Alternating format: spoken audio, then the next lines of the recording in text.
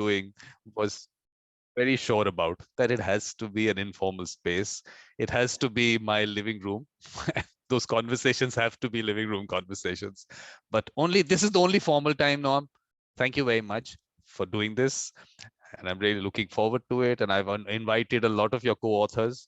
I connected with a lot of them. I put it out. I sent them Zoom link, and let's hope some of them could join us. Some said they will. And I said, whatever time, even for a short while. So Noam, thank you very much. And yeah.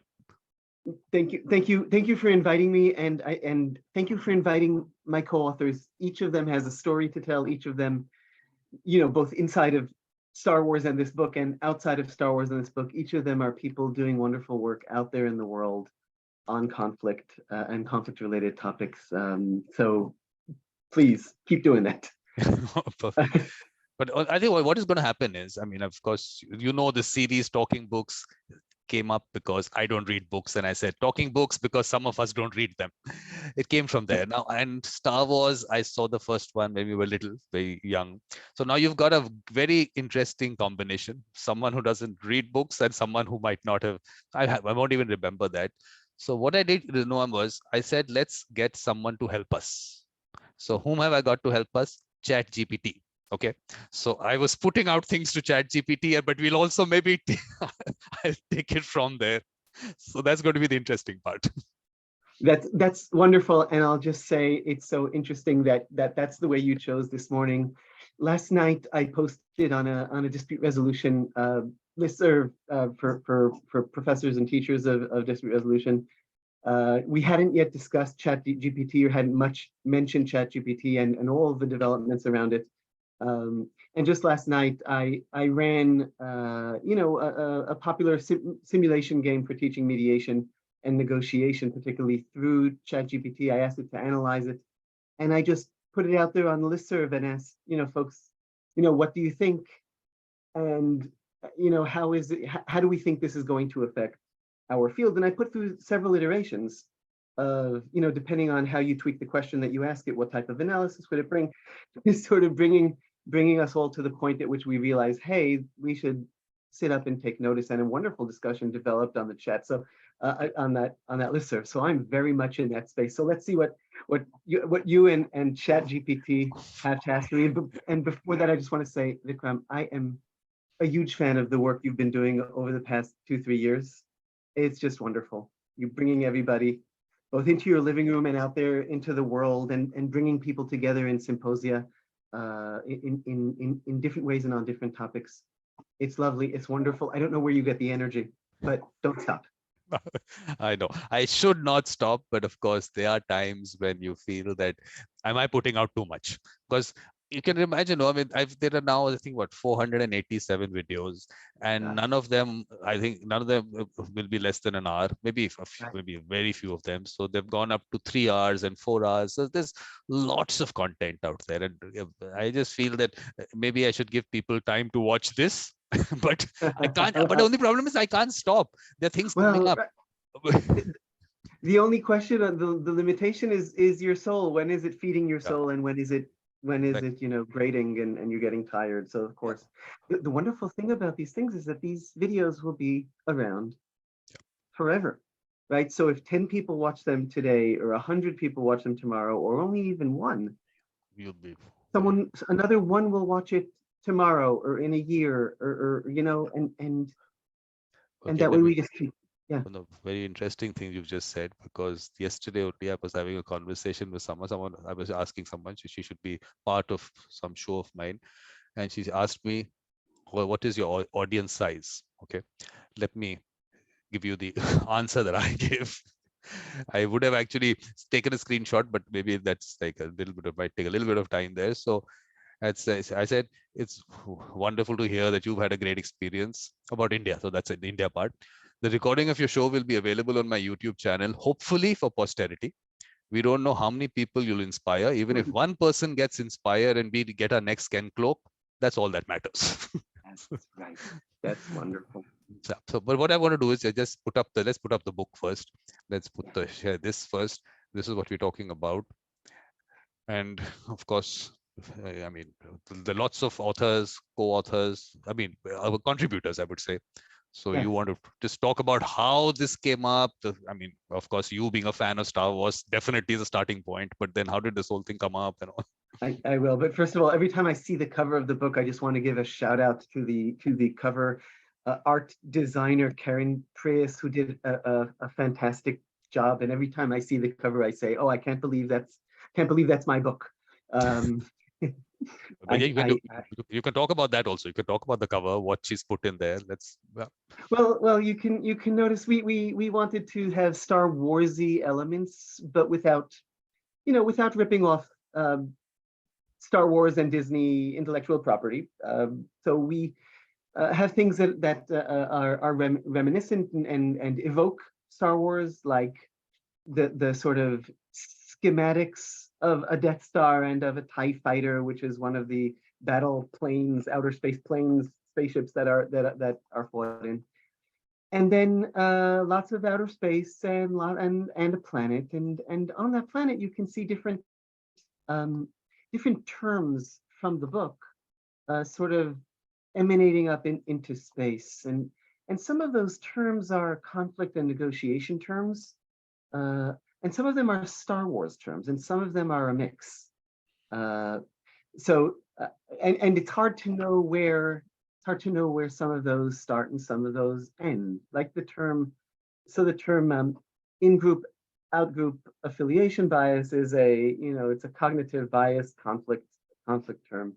But the term dark side emotions is a mixture of Star Wars and conflict resolution. We know emotions play such a powerful role in conflict resolution. What role do emotions from the dark side play in conflict resolution? We don't talk about that too much. Uh, we talk about being frustrated. We talk about people being annoyed. We talk less about people being furious. We talk less about people people being fearful.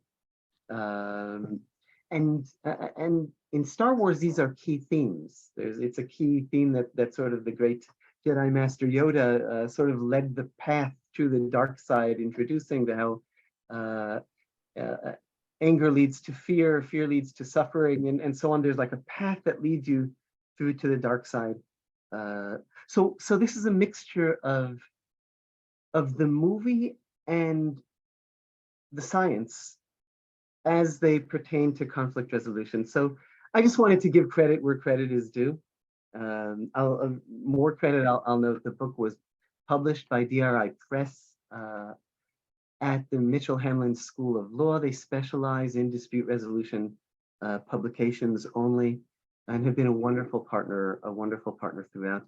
Particularly, one way in which they've been a wonderful partner is they agreed with us straight out that um, this is a book that's written for everybody. And I'm sort of contrasting that. I resonated with what you said about one viewer, right? One viewer who knows that might be the next Ken Cloak, as you said, right? And that could be. And we celebrate every reader of this book, but our audience for the book was everybody. And that everybody, in this case, it's limited sort of to some extent by everybody who is a Star Wars fan or enough of a Star Wars, with enough Star Wars affinity to to know the basic gist of some of the movies and be able to jump into the book and read. And the idea is that every mediator and every mediation teacher and every mediation student and negotiation student has at one point said the following words: hey, we all need to learn some of this. This has so much to do with my life, not just my professional whatever. We all need to know some of this. And for the longest time, I've been wondering, so how do we teach some of this to everybody? And I've done some work in that in the past, some work that I've done together with Chris Honeyman, who maybe you've had already as a speaker, and if not, then you should certainly invite him on. And other ideas in different topics. I taught a MOOC, an internet massive open online course on negotiation that hundreds or thousands of students could join, trying to figure out sort of methods for Uh, and and this time around, or this mechanism for doing it, is something that I developed together with my partner on this book and in this wider project, Jen Reynolds from the University of Oregon School of Law.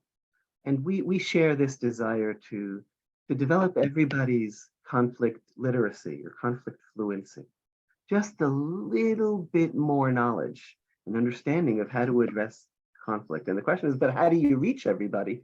Because not everybody knows they want to study it. Not everybody's motivated to study it. In fact, studying conflict sounds like a real downer.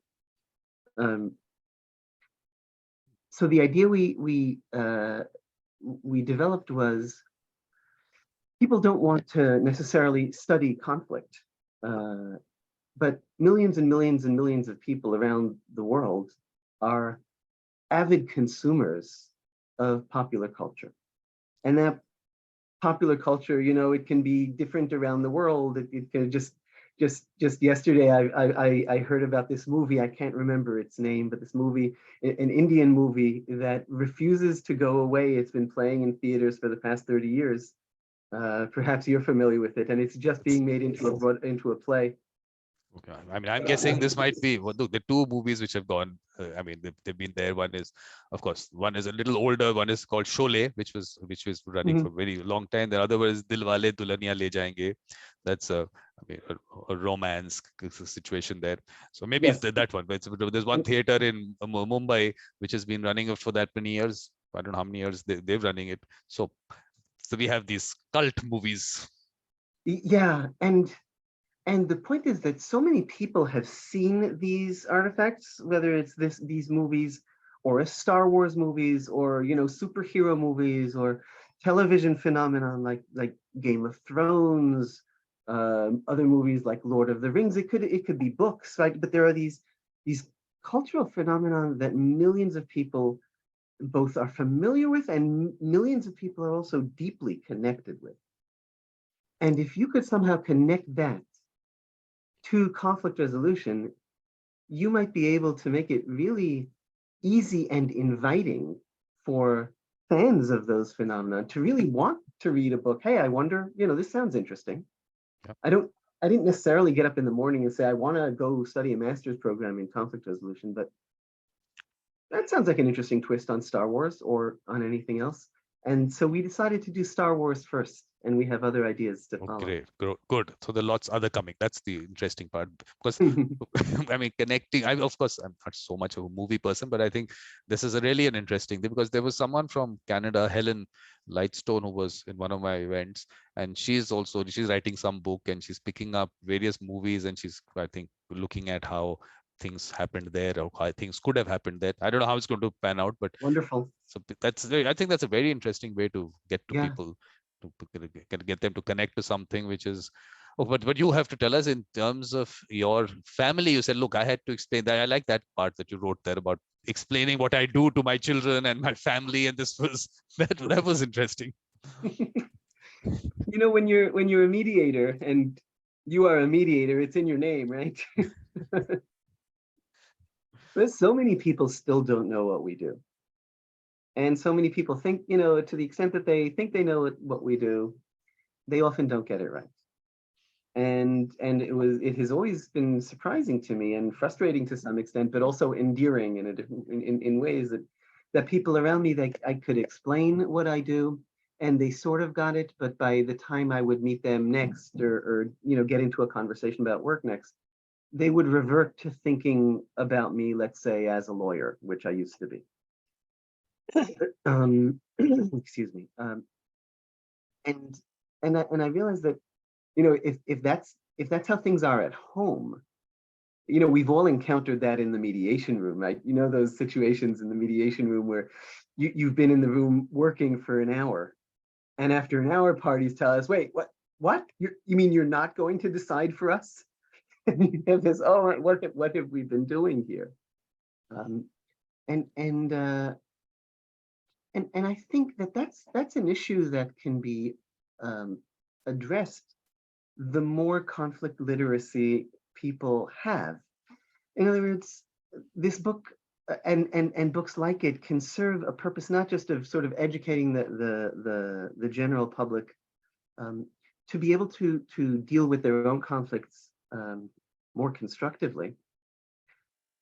A second layer of that is that the more they're able to think about constructive dealing with conflict, perhaps the more likely they are to take a conflict that they can't manage to a mediator instead of to a lawyer or to a court.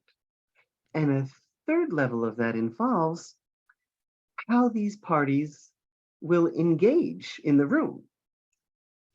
The more conflict literacy they have. If they have more conflict literacy, then perhaps we won't need to re-explain to them after an hour that no, we're not going to decide for you. We're going to help you work things out, but you're going to be making the decisions here, because they'll already know that. Now, it might be that they learned about it because they learned about this in a conflict involving, two Star Wars figures and someone trying to mediate between them. That doesn't matter. But they'll bring that to the room. So I think that this does service on all sorts of levels, both to the general population and also to the mediation and conflict resolution writ large professions. We're empowering and training to some extent the general public to be more willing and also more skilled participants in our mediation rooms. And maybe we'll discover other purposes along the way. We've been discovering a lot along the way. The interesting thing about your opening it out to people, the fact that even when you say mediation room, I'm opening that out and saying, why do we have to even say room? Why not bring people under the tree? Well, let it become a process which they connect on a very informal basis. So that, I think, is something which, I mean, just these discussions around the process and how people can actually connect to it on a different level. But of course, how you've taken it in your book, you have to, I mean, look, now this is where the challenge lies for you. Like I said, here is a person whom you can't connect on the movie. Right. How do we do that? What we'll do is, I don't know about you to talk about your chapters. Let's just see what Chat GPT had to say. Let's see Go for it. how I told Chat GPT, please write a book on Star Wars and conflict resolution. Yeah, I did too. Let's see what you got. No, basically, of course, it said, look, I am, let me put it out. Look, I can't write a book, but I can tell you what chapters you should have there. Let me I was just having a conversation with it. I think we're going to have conversations with Chat GPT. What are we doing? Okay, let's see now. We're learning. Yeah, no, good. It's good fun. I found it really enjoyable but only thing is sometimes you have to push it for certain answers. Right. I mean, you have to. There was one discussion I was having on neutrality with it. So, right. Of course, it always starts with, okay, this is the mediator has to be neutral. Then I had to have a conversation. Does it have to be neutral? Because I had a whole symposium on that. So. I know. And let me also add, first of all, and please take the opportunity to plug. I'm sure that symposium is still available on your YouTube channel, and people should definitely watch it. And I'll say that it's interesting how, just as you said, like I had to tweak the question, or I had to prompt it to sort of get to answers. It's fascinating to me how essentially Chat GPT and other programs, but I noticed it, Chat GPT is teaching us how to speak with it. Not overtly, right? But we put something in, we don't get the response we want, and we think, well, what is missing? What direction does it need? And then you adapt and you say something different. It is communicating with us and telling us in a way how to engage with it. And I just find that remarkable on all sorts of level. On one interesting level, it switches the roles. We're not teaching it. It's teaching us. So how are we as learners? I know here I was trying to, I was in a way pushing things into its mind about neutrality. I really wanted to push it there. So I said, look, because according to me, it's learning. With what we are telling Chat GPT, definitely is good to next time someone puts that query, hopefully this aspect that I put out there may be taken up in that situation. So I'm in a way, so I want to influence it. I don't know whether that's the right word, but I'm trying to, okay, this is just writing. Okay, this is how it started. I mean, I just put it again. Right. So one really interesting thing is that I got different answers from ChatGPT, and the interesting thing is that people who aren't familiar with it should know that when you put in when you put in a question, you'll get different answers every time. That's one of the wonderful things about it. It's as if it just starts thinking anew and comes up with different answers. Yep. So why don't you put that up and let's take a look at some of that, and we'll see how much. Because look, maybe also it took from the fact that I started off talking about mediation and all that. Maybe it picked up from there also. Certainly. So how would you? How do you look at it? Let's see. This is what. So introduce the topic of conflict resolution, its importance in the Star Wars movies. Absolutely, that's in its introduction. Provide a brief overview of the Star Wars franchise. No, we didn't do that. Our assumption was that readers would be Star Wars fans. Perhaps we should have done that. We've considered that. Because we've recognized that there are many people out there who, just like you, vaguely remember one or two of the movies, but perhaps feel like they're not really able to jump in, and with all the names and the characters and the story twists, and perhaps an introduction on that would actually have been helpful to mediate between them and the material. Explain how the book will explore the different forms of conflict resolution. Absolutely. Okay, so then sections on mediation, on negotiation, they give specific examples. Have you dealt with this? Did you deal with this? Have you dealt? I don't know the movie. I mean, I don't know right. whether. Look, no, we have to be careful also.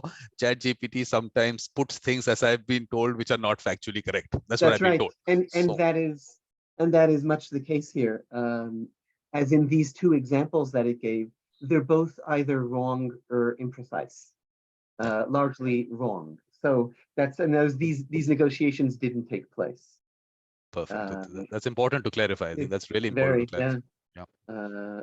But fit in any other negotiations that did take place, and the questions that they pose there: analyze the factors that contribute to success or failure, examine the role of diplomacy and negotiation. Certainly, that is certainly it. The role of compassion, the role of dialogue. Absolutely. I mean, these are themes that run through the book.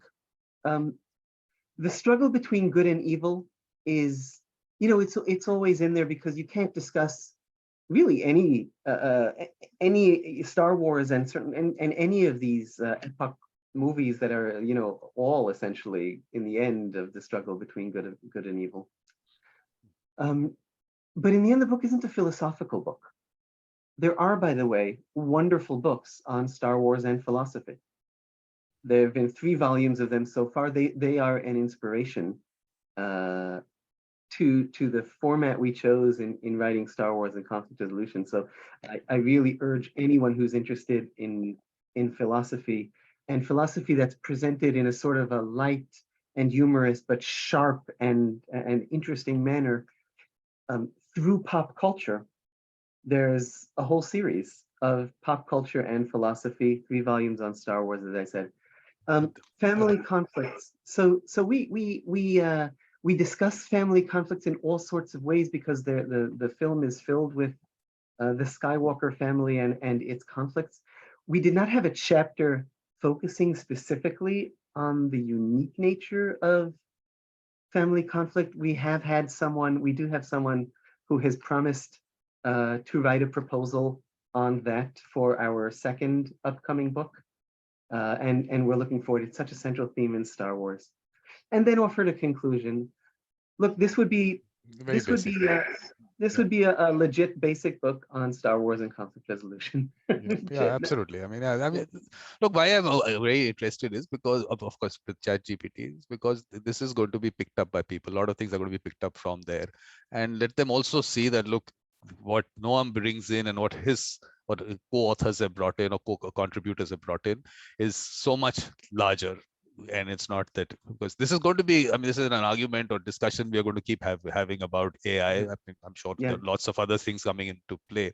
So people have to be careful that, look, here maybe a larger perspective is available out there. Don't limit yourself, because maybe you can just pick this up and take it forward and say, this is it.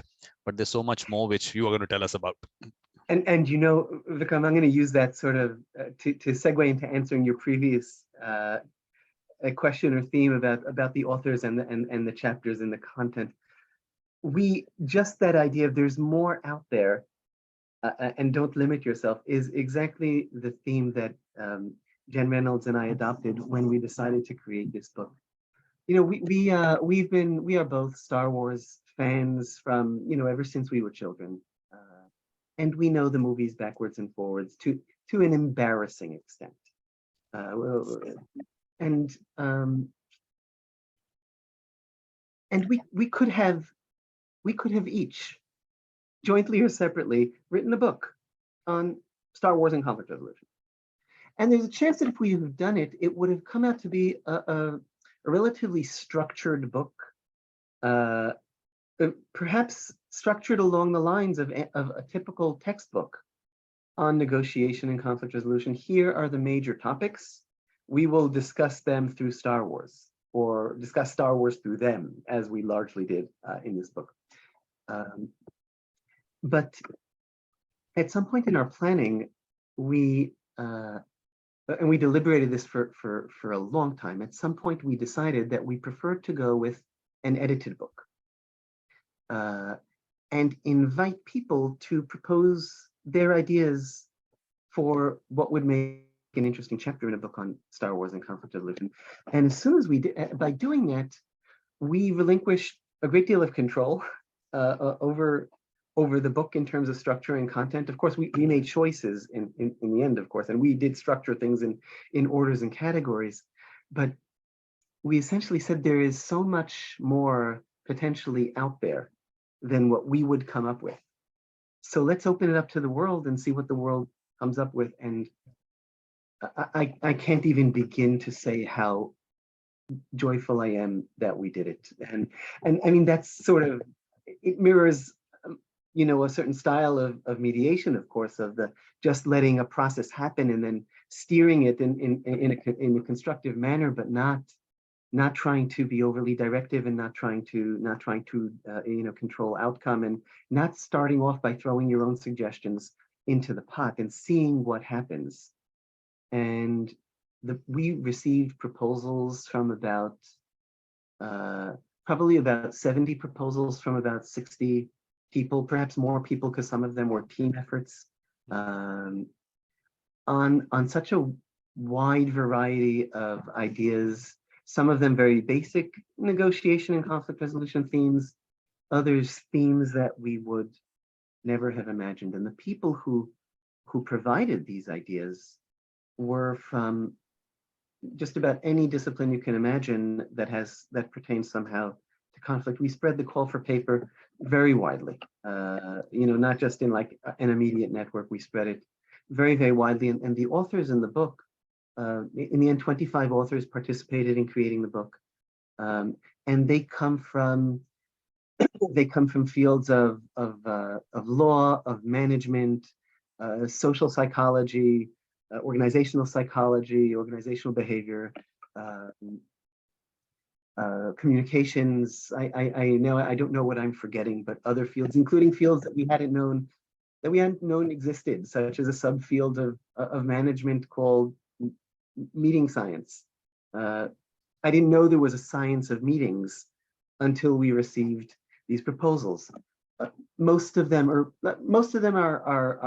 academics, but we received a lot of proposals from practitioners as well, and we welcomed those. And most of the people who wrote are, as many people in our field are both. So it straddles that as well. And in the end, we had to make choices.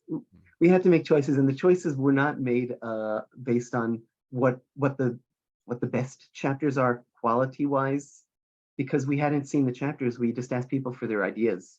Some people submitted a 1-page, some people a 3-page, others 2 paragraphs. That's all we asked for for that first book. And we just chose the ideas that would fit together best in this first effort at a book and provide some structure of a very basic sort. Half the book on conflict and half the book on resolution. So the first half is dynamics of conflict and elements of conflict, the role of emotions, the role of power, the role of identity, and other conflict escalation, other topics that along those lines.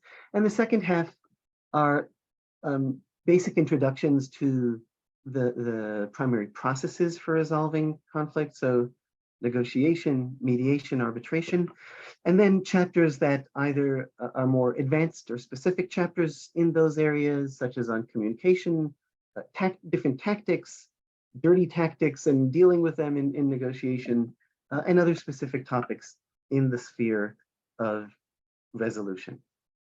That's the book.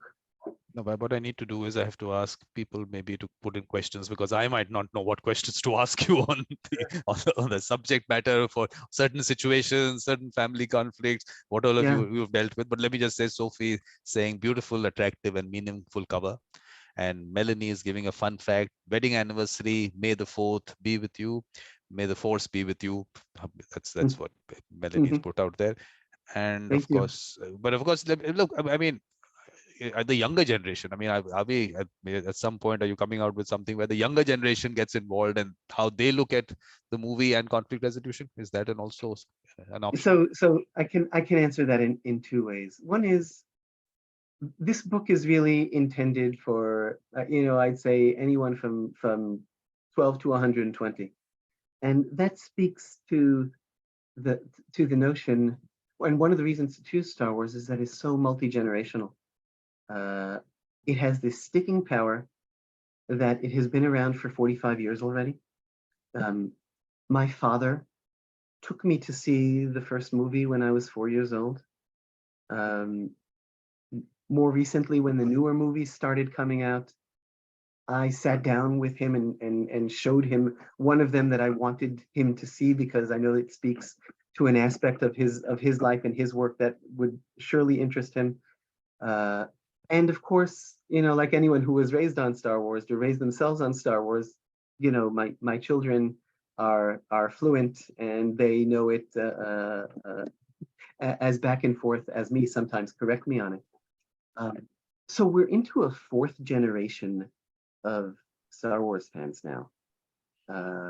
And this is a remarkable staying power. It's a remarkable shared language between people across generations who might not have other shared language. But if you're a Star Wars fan, you can all relate to a certain example of a negotiation in Star Wars. You can all relate to Darth Vader's attempt to recruit Luke over to the dark side. And maybe you hadn't thought about that as a negotiation back in the day, but if I speak to you about it in negotiation terms, you'll suddenly realize, so when he said to him, "Join me and I'll complete your training," he's speaking to Luke's interest in finding a teacher now that his teacher has been killed.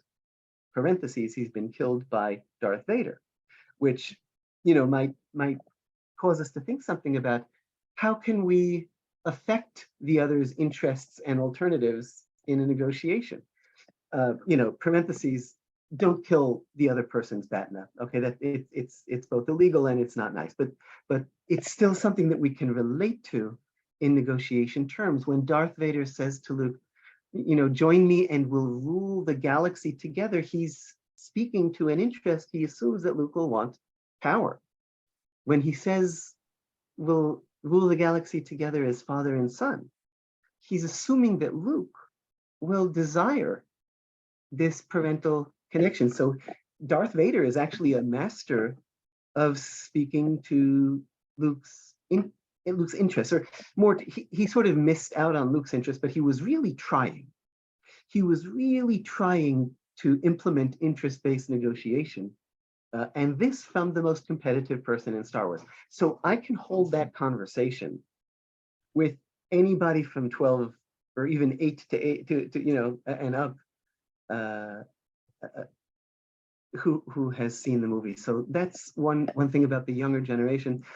My children have read parts of the book, understood it, and enjoyed it. And my children, I'm speaking my 12-year-old son, my 15-year-old son, my 18-year-old daughter, and my 26-year-old daughter have all enjoyed this book at each at their own level or in their own way of taking things. And people, I'm trying to think of at the other span, people in their 70s and perhaps even in their 80s have held long discussions with me about it. So that's one part of that. And another part of that is it would be really wonderful to put out a book more oriented at really young viewers, not at the younger generation necessarily, sort of the people in their 16 to early 20s, just because they are a younger generation. No, I mean, something that might really speak to the, the 7 to 12-year-olds who they've seen Star Wars or they've seen a few movies, and how could you write for them something that would give them conflict fluency early on? That is certainly on our list, on our please, please, please list. I hope we figure out how to do that. Well, I was thinking maybe why not let them write something, because of how they have looked at those situations. Maybe look, the way I'm trying to promote mediation and these mediation circles that I want to create in schools and everything, I feel that they actually know so much in how to interact and resolve. I feel, I mean, I've spoken to some and I got that feeling. So I just felt that maybe we can pick up from them and let them also put out how they look at those Yeah, conflicts and how they want to yeah, resolve it. But then, in the movies, of course, you've gone through all of them, definitely. So in relation to the conflicts in those movies, yeah. do they mirror society in any way as change of society because it's gone through many years? Do you see something happening there, which is Yes, Star Wars has always um, uh, built itself out of the conflicts of its time. As George Lucas's the original movie uh, was reflecting George Lucas's response to the United States involvement in Vietnam. I mean, that's where it started from. That's why sort of when the movies focus on a small, poorly armed, poorly organized band of resistors fighting the giant empire. He had Vietnam and the U.S. in mind, and of course, the U.S. then was cast in the role of the evil empire, as was the spirit of his outview of the U.S.'s war in Vietnam. Uh, and it spoke in messages that were sort of fit to that uh, post-Vietnam generation, and then right on into the early 80s. So they were both the conflict sort of metaphors or the real world conflicts in the background matched that, and also sort of just the way people interacted then really matched perhaps the way people interacted in that period, the way such as relationships between the sexes. And you can clearly see, let's say, Han Solo, played by Harrison Ford, in the early movies, as being, machismo and very, he's sexist. He says things as he's trying to woo Princess Leia.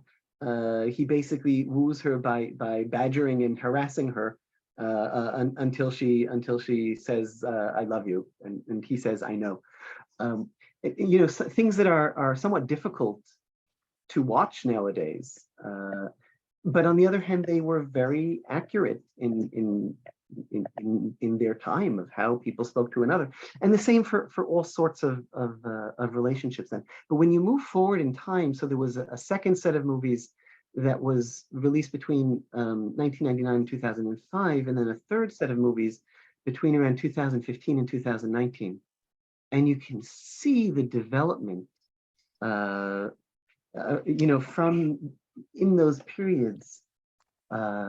In the second series, which was what's called the prequel trilogy, because they cast back in time before the events of the first movies, they deal with issues that were very much in the headlines then, such as democracy. What is democracy about? Is democracy worth fighting for, and how do you fight for it? How does democracy get corrupted? That was very much that was a huge issue. And second was how easy it is to slip into war, when wars seem just. And when you think about what was going on in the world in 1999 to 2005, these are huge topics then. Yep. So that's to the big picture that's going on. And when you look at sort of the more interactional issues, so you see, first of all, gender roles and gender interactions have completely changed. You have strong female characters who aren't, they're not struggling to be strong female characters against folks who are trying to put them down, like Princess Leia was in the earlier movies. Strong female characters like Padme Amidala is she's a kick-ass leader in her own right, and she does things right that the male, particularly the Jedi, get wrong. For example, just as an example of one of the there's this treaty negotiation between Queen Amidala's people, the Naboo, and the Gungans, another species who lives on their shared planet of Naboo. And the Jedi they don't try directly to mediate, they try to coach one party into the wisdom of engaging with the other, and they fail. They absolutely fail.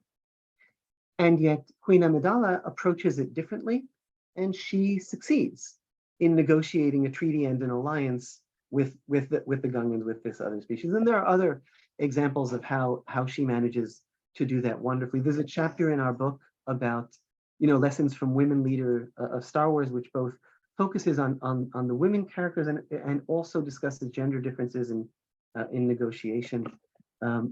And sort of back to the there's a lot more to work with in that regard. The more the series moves on in years, because we know much more about women and negotiation now. Not only women in negotiation, let's expand it. Gender in negotiation, right? It's not just women who have gender.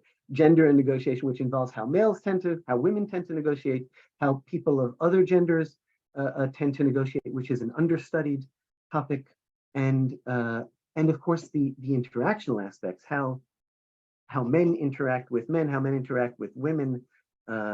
And then, of course, expanded into intersectionality, for instance, of race. And we know much more about all that now than we knew back then. And you can see that developing in Star Wars. So you see a lot more gender equality in those early 2000s movies. You see women in combat roles, without it being a question or an issue. You see women in leadership without it being an issue.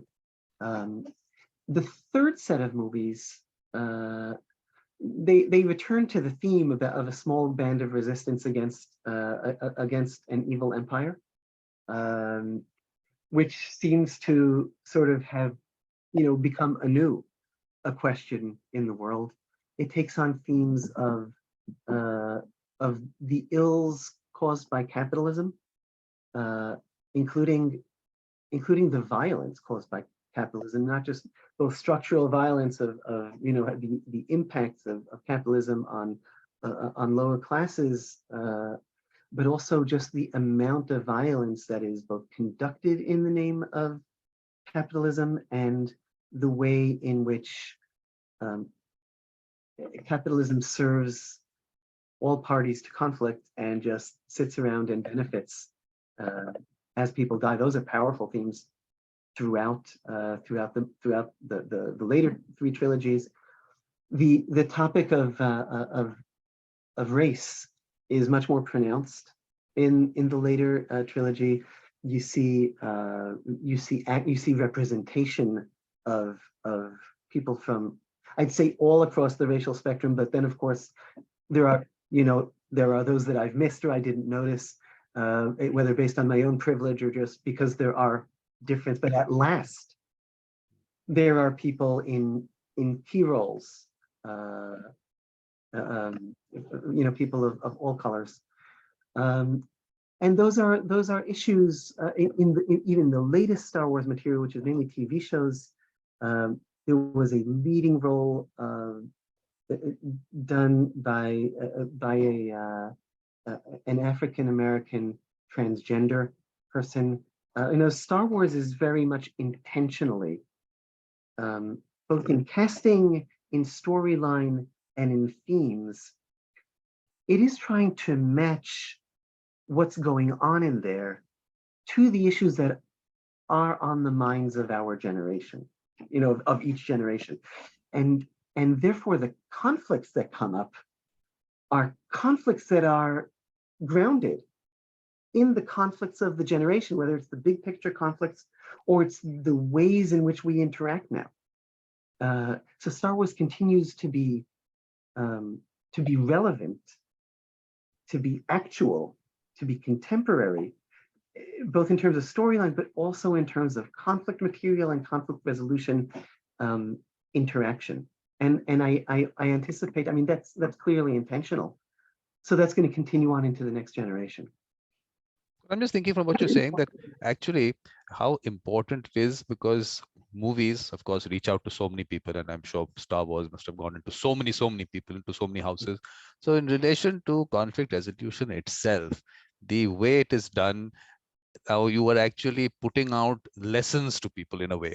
I mean, of course, whether they're actually considering those lessons from the movie or not, but somewhere subconsciously something is going in. So maybe shouldn't people like you be part of when the script is made for movies in general, not just Star Wars, in movies in general? Listen, I would be very, very happy to get that call, right? Or I'd be even happier for Jen to get that call, right? And to have Disney on the other line saying, hey, we think we need a negotiation consultant in on this film. That would be wonderful. Listen, and it wouldn't be the first time. If you think about, there have been some instances in which shows recognized that they needed this expertise. I don't know if you've seen the series The Good Place, which was a show on. I started that. I started a few episodes. I saw a few episodes of that. Yeah. Okay. Keep going. It gets better and better. Yeah, that's my recommendation. They had a philosophy consultant on the show. How would they have written that without a philosophy consultant? The Big Bang Theory, a sitcom that ran for 11 seasons, had a scientific consultant because the four of the lead characters were doctors or professionals in the sciences, and they were professionals of science. So they needed that scientific consultant both to convey actual science and also sort of scientific culture. I think it would be a wonderful idea for Star Wars to have a negotiation consultant or a conflict consultant or a conflict resolution consultant. I know that there many times shows don't invest in this. I can give an example. A few years ago, the entertainer, rapper, and all sorts of other things, Ice-T in the US, decided to put on a show called The Mediator. And it was a show in which, just like sort of like a Judge Judy sort of show, if you're familiar with that, but it's sort of the show where two parties come and they have a quarrel, and sort of they bring it in front of Judge Judy was an arbitrator or a judge, and Ice-T was supposed to be a mediator, and he sort of helped them work it out. Which, of course, he generally didn't, and defaulted to telling them what to do, of course. But more to the point, I have some friends. I thought about doing this myself, and didn't. But I do have some friends who actually did write that letter, and they offered their services to the production, and they said, we'd be happy to come on board as mediation consultants. The show is The Mediator. And the response of the production was, from what they shared with us, if you pay X amount of money, and it was a six-figure in dollars amount of money, we'll give you a credit saying that you were the consultant to this. But they didn't want their expertise. They didn't. It was just a way to up the revenue of the show. So I don't know, if we'll ever get that call, but any one of our authors and any one of the people who who participated in the project. There are many other people who are participating in the project. Like they submitted proposals we were unable to include. They're submitting to the second book. So we have dozens and dozens of people who could serve in that role pretty well. And that's even beyond the fact that it could be that just, your non-Star Wars mediator or negotiation expert would be able to serve in that role as well. They'd have to learn a lot of Star Wars in order to really be able to find the best way to consult. Just like in any situation we walk into and need to learn more about what's going on. Yeah. No, I'm just thinking in terms of the movies because they have a major influencing power throughout the world in various ways. Of course, I do discuss the negative part of it about how alcohol has been promoted in the world through Hollywood, and it becomes something that, oh, you are not living if you're not having alcohol. And you walk into someone's house, a beer is thrown at you, everything is wine, and you can't have conversations. Even in law firms, a bottle is opened when you're just having a casual conversation. So they've pushed it so much into people's psyche that they feel they're not living life, they're not drinking alcohol. So they have such a major influence on society. So why not this aspect? Why not conflict resolution by itself? In a way, it's a responsibility. I would think it's a responsibility for them. It would be wonderful for them to see it this way. I know that, as from what I've heard, Indian television movies do have limitations on that, from this responsibility aspect in terms of, I think, both alcohol and cigarettes. Maybe I'm now just a little disclaimer has to go down. That's all. Little disclaimer. Oh, that's it. Though I thought it was more. Smoking is injurious to health. Advertisement, because advertising is not allowed. So look, they have to push it. They'll push it through whatever. So now they've gone down to a little disclaimer. Smoking is injurious to health, but the smoking is going to happen, and all that is going to happen. Drinking also same thing. So it's now a disclaimer, but it goes on. Yes.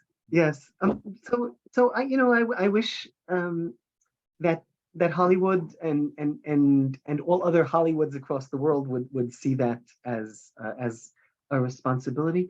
And there are ways to do that without without making the shows boring. And I mean that, let's take this into the context of Star Wars. I mean, a lot of the appeal in Star Wars is that people don't resolve their conflicts peacefully, right? Is that the flashing lightsabers and people blasting at each other with blaster guns, and the spaceship battles in outer space.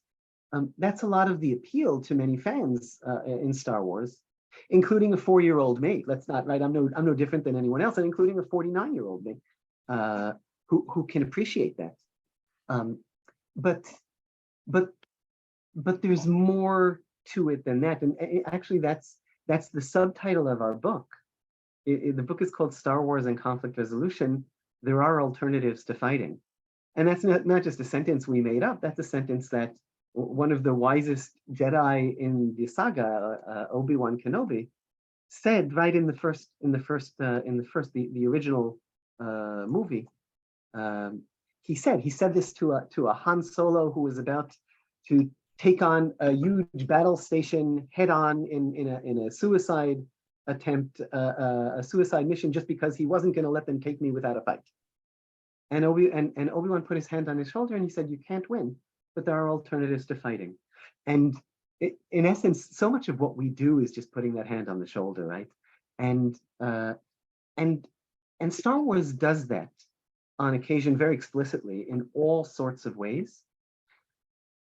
I think that the more Star Wars behind the scenes knew about these methods and how to do it well, the more it would be able to incorporate them into the movies, not in order to make the movies a tutorial about conflict resolution. It's called Star Wars. It's not Star Good Conversations, right? But they'd be able to use these situations in which there are conversations, successful or unsuccessful, to do it just a little better, a little more intentionally, so that whatever the message about the opportunities that you can have, the range of styles you can adopt, the ways in which you can be constructive and unconstructive, would just be a little sharper, and then that message would get across clearer, not in a directive way. You need to work out your differences. No, that doesn't work. It doesn't work in kindergarten. It doesn't work in the mediation room. It certainly wouldn't work in Star Wars. It would be boring and artificial in Star Wars. But there are so many negotiations in Star Wars in which just a little more skill, style, and knowledge as to what's behind that would be would be so helpful. And I think Disney has this sense of responsibility uh, regarding other issues. Like there's this scene. There's this scene in which uh, a much younger version of Obi-Wan Kenobi walks into a bar and he sits down at the bar, and a young man approaches him and says, "Hey, you want to buy some death sticks?" Like he's offering him some form of drug. Uh, and Obi-Wan uses a technique called a Jedi mind trick, which allows you to sort of alter the other party's thinking and perceptions of reality. And he says, "You don't want to sell me death sticks." And the young man says, "I don't want to sell you death sticks. You want to go home and rethink your life. I'm going to go home and rethink my life." So there's an overt, don't take drugs, kids, sort of message, and of using your powers for a specific good, even though, being anti-drugs is not necessarily, it's not a part of the movies.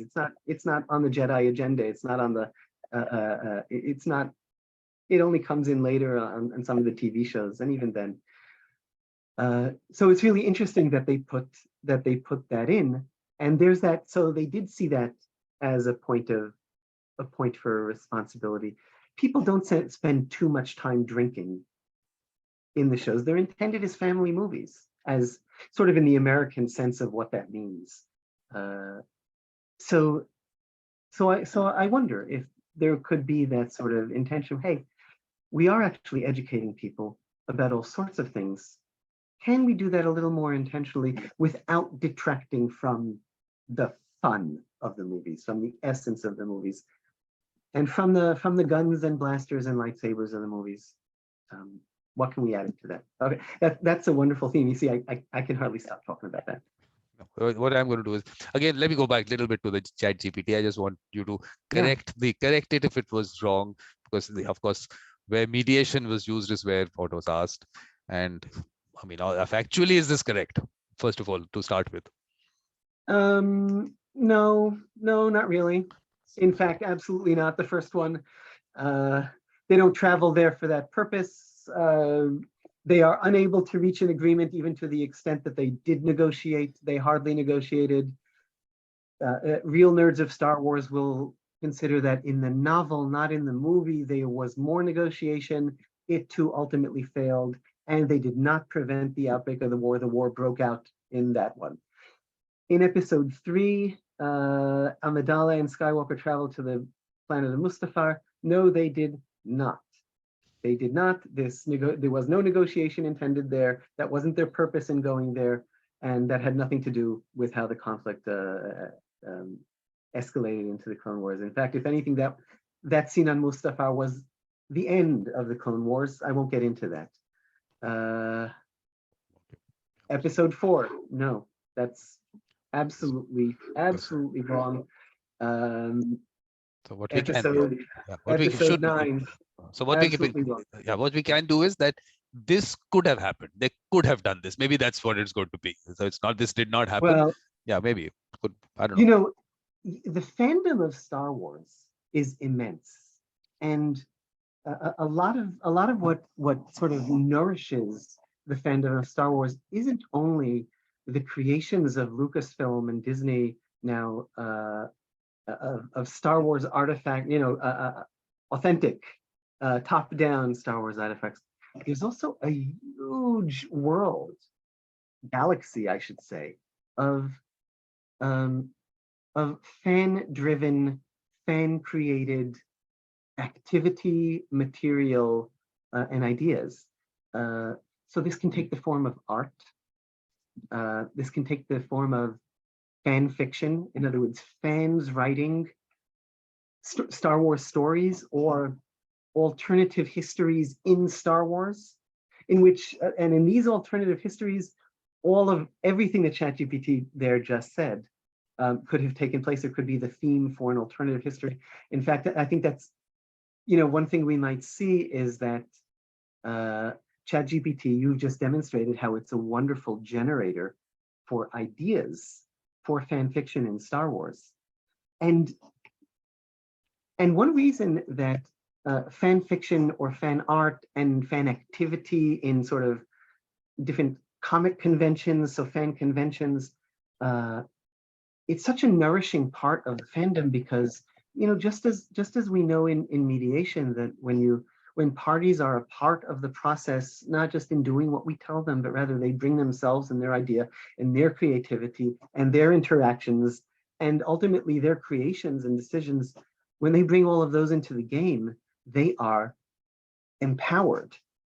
And by means of this empowerment, they become more committed to the process. By means of this empowerment and committed to the process, they're more likely to, you know, to gain a more sophisticated view of everything that's going on. They're more likely to remain with the process till an end of some sort or another. And if they've reached an agreement, they're more likely to remain committed to that agreement. So the impact of empowerment on long-term commitment is something that's sort of accepted as a truism in our field, and certainly true in the Star Wars universe. And in that sense, this book, another way to look at it is that it is a fan-created Star Wars artifact in which we've cast spotlights onto unexplored areas of Star Wars, not because we're telling new stories, like let's say ChatGPT just did, or you know, alternative stories, but because we're showing Star Wars as it probably has never been shown before. Some people have done this sort of in tiny bits and pieces, might have used Yoda as an example, certainly, like lots of people have done it. I've done that for many years. All of our authors, I'm sure, have used like scenes or examples from Star Wars for many years. And there, Brad Heckman in New York has done a lot of drawings of Star Wars figures and their conflict-related sentences. And other people have mentioned bits and pieces along the way, or written a blog piece or something about, but sort of, not systematically is the wrong word, but really in depth, showing what insight the realm of conflict engagement and conflict resolution can offer to understanding Star Wars. That's brand new. And that is sort of a brand new offering out there to the world of fans who want to know more about Star Wars. It also works in reverse, in the sense that Star Wars offers a wonderful array of situations, conversations, interactions, negotiations, arguments, fights, you know, diplomatic incidents, and anything else that we can A, use as examples, and B, that we can use in order to test our theories against. So this is sort of two different things. One is using it as examples, and that's one of the things, that's the thing we do in the book. So if we're using this as examples, so we have a two-way street. We're teaching Star Wars fans something new about Star Wars, and we're also using Star Wars to teach them something new about conflict. The interesting thing that's going on is that Star Wars has started to teach us, as the authors of the book, it started to teach us more about conflict as well. We see things in Star Wars that don't fit our models, or we see things in Star Wars, some of our authors have noticed things in Star Wars that just made them think in a new way that somehow a dozen or 100 or 1,000 times sitting in a mediation room and watching certain types of conflict never brought them to think quite that way, but a scene in Star Wars brought them to think of, and you know, when they went back to the books and came up with new questions or new theory. And you know, and now we plug that back into the theory to practice the theory circle and figure out what can we learn about conflict from Star Wars. So there's a lot going on here. That's interesting. That's interesting. But I'm going to go back a little bit back to ChatGPT, Yeah. only because the question I asked, because you said it's wars, Star Wars. So I said, why do you think the conflicts were not resolved amicably? So this is what the Excellent answer. question. Now Okay. So I'll just summarize what they're saying. So one reason they say is that definitely the large picture conflicts are between ideologies and deeply held beliefs, fundly opposed to one another, like the Jedi and the Sith, the Rebel Alliance and the Galactic Empire. Later on in the later movies, the Resistance and the First Order. So all of this, that's correct. And there's a study there's a lot of study in our own galaxy of the nature of these sort of values-based conflicts, which are often the most intractable conflicts of them all, whether based on religion or other values. So that ties into a great amount of study that we do here in our world. Another reason is that the conflicts in Star Wars often involve characters who have personal grudges or desires for power or control. That matches our own universe, and it matches Star Wars. Their examples aren't precisely correct. In particular, it's Palpatine, who has this personal vendetta against the Jedi, particularly in the beginning, more so than Darth Vader. Darth Vader does join in on that. Both Darth Vader and particularly Emperor Palpatine, again, desires power, ultimate power, as he puts it, and that certainly plays out in our galaxy. I think the first thing that came to mind, thinking about current events, is that when you look at Russia's invasion of Ukraine, this paragraph would seem to map onto that, on both arms of this another reason paragraph. And then finally, the Star Wars movies often depict a struggle between good and evil. The forces of good are fighting to restore peace and freedom. The forces of evil are fighting to maintain their power of control. So it's difficult for sides to reach an amicable resolution. And I would say yes, but I take that one step further in the sense that this is a matter of perception. In Star Wars, the more you think about it, and the movies, particularly, the more the movies develop, this particularly in the what's called the prequel trilogies, the 1999 to 2005 movies, and then in the Clone Wars series, a cartoon series that came out after that, you suddenly recognize that the good versus evil of the original trilogy in the 70s is far less pronounced. And what you really has is that, everybody believes that they're on the side of good and right. But we know that from our conflicts. I'll say in the room again, but that in the room, I mean under the tree. There's no difference in the room, under the tree, online. We all, in our own story, we're always the good guy. Forgive me the gendered phrase. We're always the hero of the story, and the other part is the antagonist and the person in our way of our just cause. And that's true of most parties to conflict. Bernie Mayer, who I know you had on your show, perhaps more than once, but you had it in the Neutrality Symposium, of course.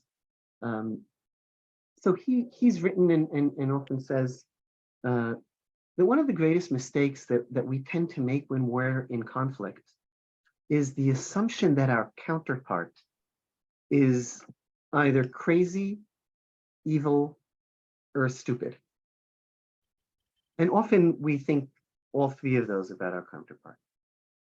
And that's an instinct that think back on your own conflicts in your own life and think about how often that is true, right? And he says, that's how we think about these things, but it really is rarely true. And particularly, it's perhaps never true when you look at it from their perspective.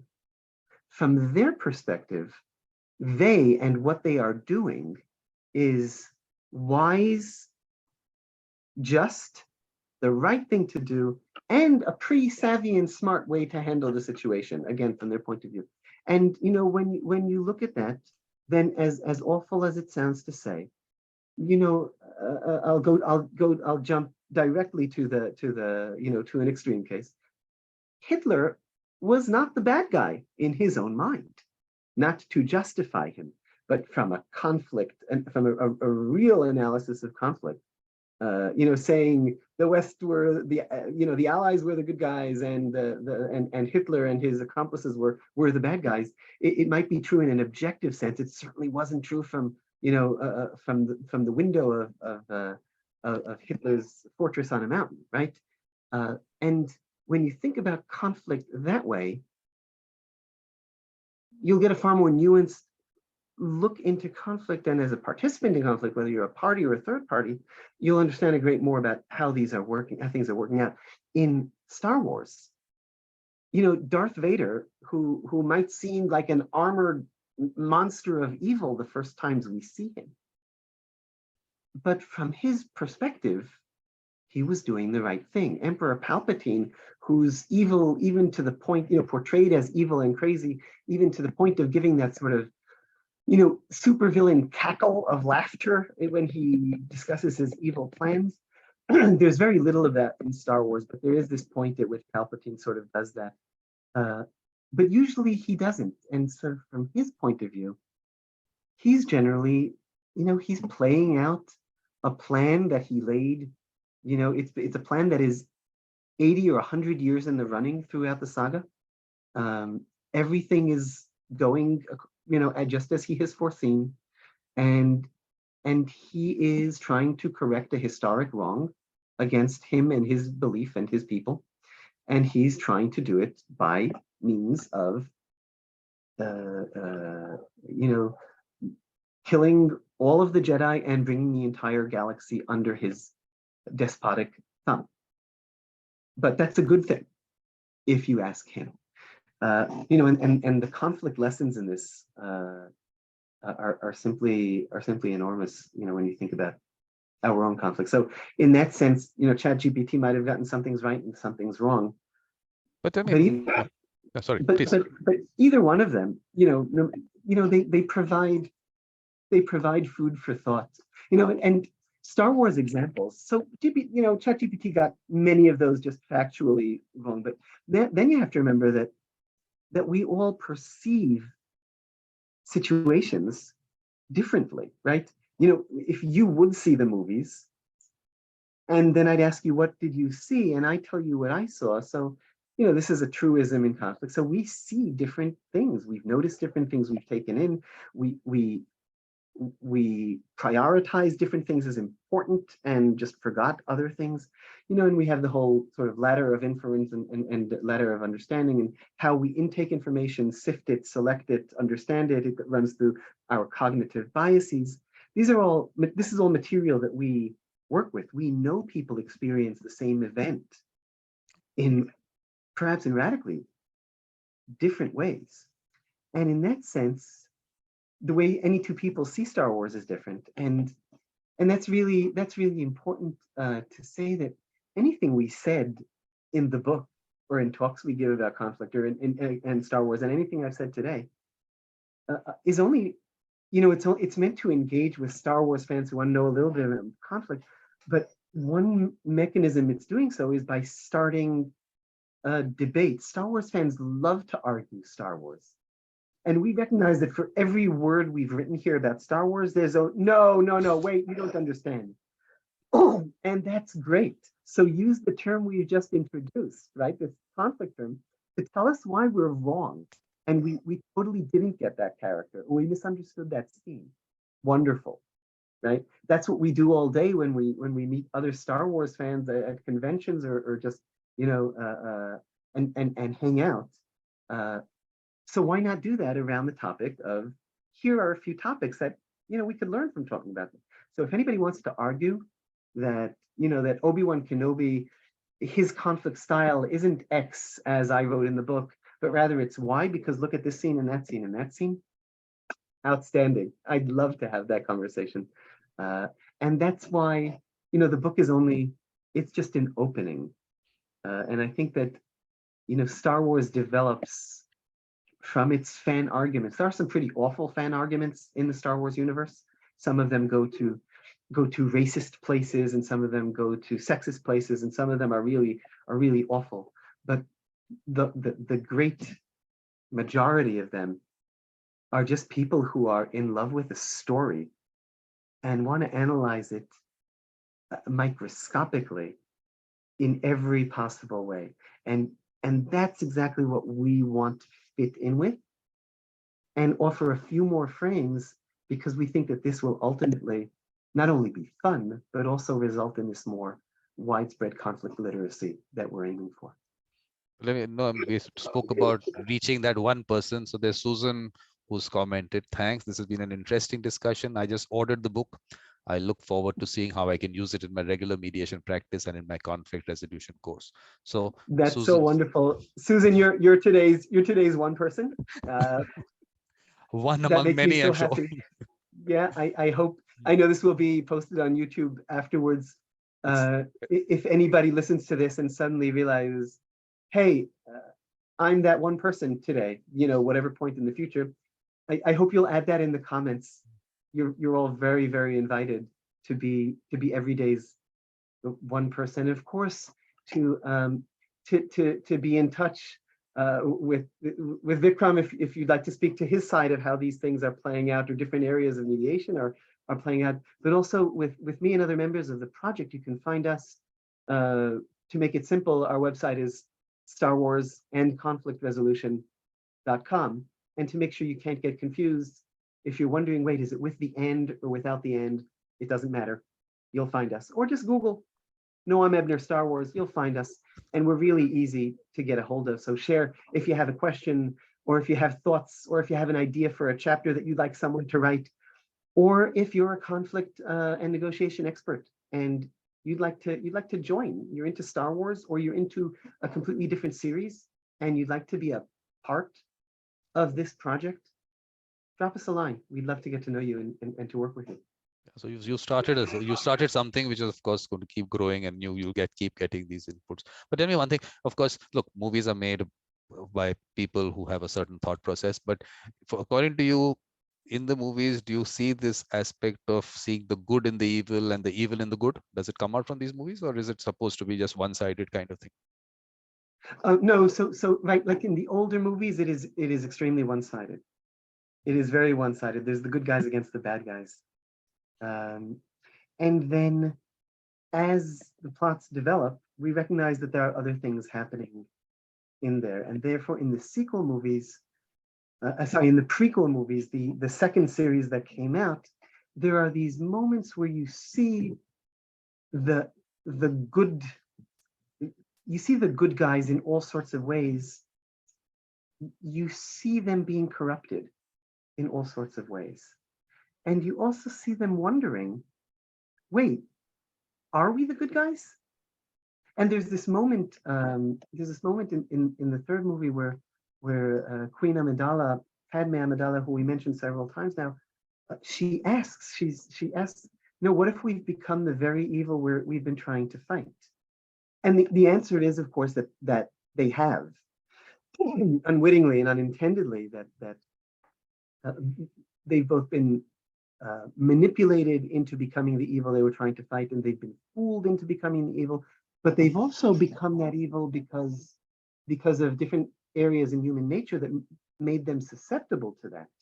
They were that the galaxy, the politicians in the galaxy, or the Jedi Council, the Jedi themselves, the heroes of these movies, or all sorts of other figures, were susceptible to corruption, were susceptible to a zero-sum mindset, were susceptible to our way or the highway, were susceptible to thinking that they had ownership of what's right, and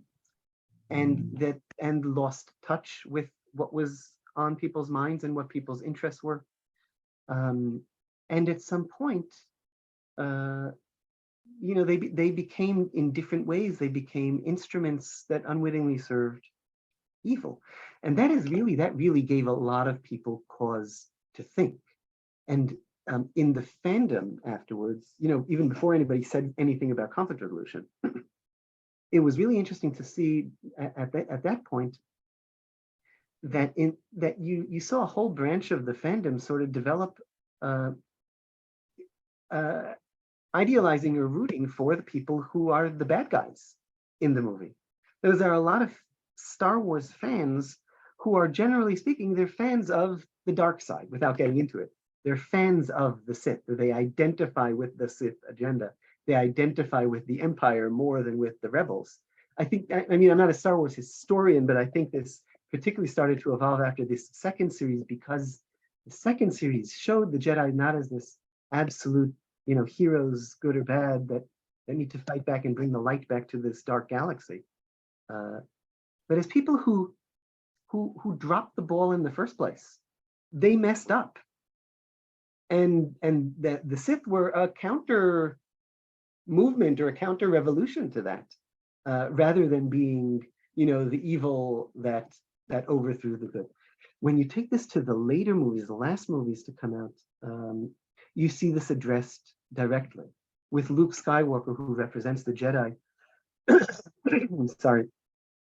He comes straight out and says the legacy of the Jedi is failure. We messed up the galaxy. We thought we were the heroes, we were the legends, we knew what was right, and we totally forgot. We totally failed to see that this other movement, which would cause so much harm and suffering in the galaxy, it was growing right under our noses. In fact, we grew it. It grew up inside of us. We trained the lead players who brought so much evil to the universe. So this notion of, wait, so what is good and what is evil, and how much more complex is this whole thing, is a lesson that has become a core Star Wars lesson as Star Wars has developed throughout the years, and it's becoming very, very sophisticated as Star Wars goes along. So I'm just looking at it from the perspective of, in general, in society in general, have people started questioning these things, and over time has, like I said, mirroring society and mirroring the contemporary thought process into movies, and movies doing that, how that works. But the fact that maybe, was it that at one point of time you were told this is the good and that's the good, and today have people started questioning this aspect?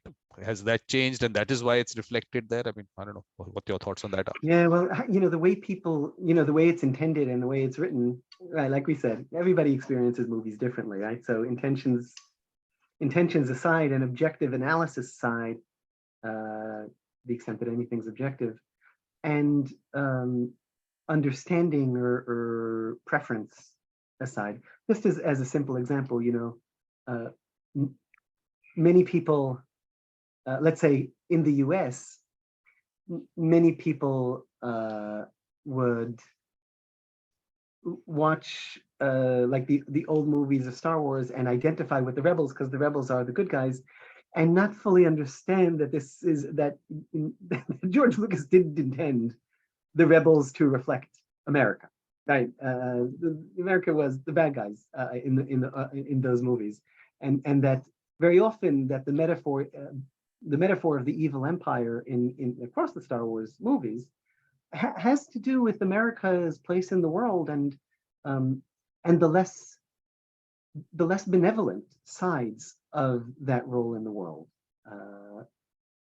It's not a direct it's not always a direct metaphor, but it's there, and it's quite possible to view Star Wars and from sort of inside American culture to still identify with the rebels and the little guy, because that's a part of American culture, right?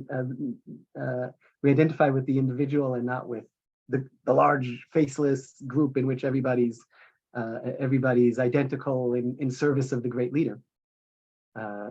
So people still manage to identify with the rebels and not recognize that actually that's not what the movie intended to portray. There are other examples in which people might not get the message intended of casting people of color in a certain role, or people might not get the message intended in different modes.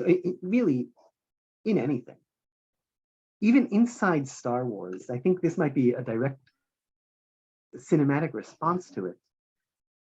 In in the seventh movie, there's this sub story about Luke Skywalker and his nephew, Han Solo and Princess Leia's, General Leia's son, whose name is Ben. My own son name is also Ben. Ben was a powerful Jedi trainee who turned to the dark side, away from the Jedi, and adopted the name of Kylo Ren, and now he's trying to advance a dark agenda and to destroy the Jedi. And there was this struggle as he was turning to the dark side. There was this scene in which he had an encounter with his uncle, Luke Skywalker, his teacher, and something happened. And we're shown that scene from several different viewpoints. From Luke, as he preferred to tell the story, from Kylo Ren's side, as he experienced that story, and then later on from Luke, when he shared more of the reality and truth, even the painful truths of what happened in that scene. So we have this really explicit Rashomon situation. And I think that, and so the who's the good guy and who's the bad guy, who's the offender and who's the victim is explicitly complexified. So back to good and evil, right? It's explicitly complexified. And I try not to make cinematic or literary critique and discussion, because I focus on conflict. But as a fan and as a viewer, I think that this was a situation in which the creators were trying to tell us something about good and evil, and about and also perhaps about conflict. Is that good and evil it's a point of view, and good and evil is how we experience things. But there's more than one side to the story of conflict. There's more than one side to good and evil, and in a very, very simple manner. Two parties to the same thing, back to the Bernie Mayer point and other points.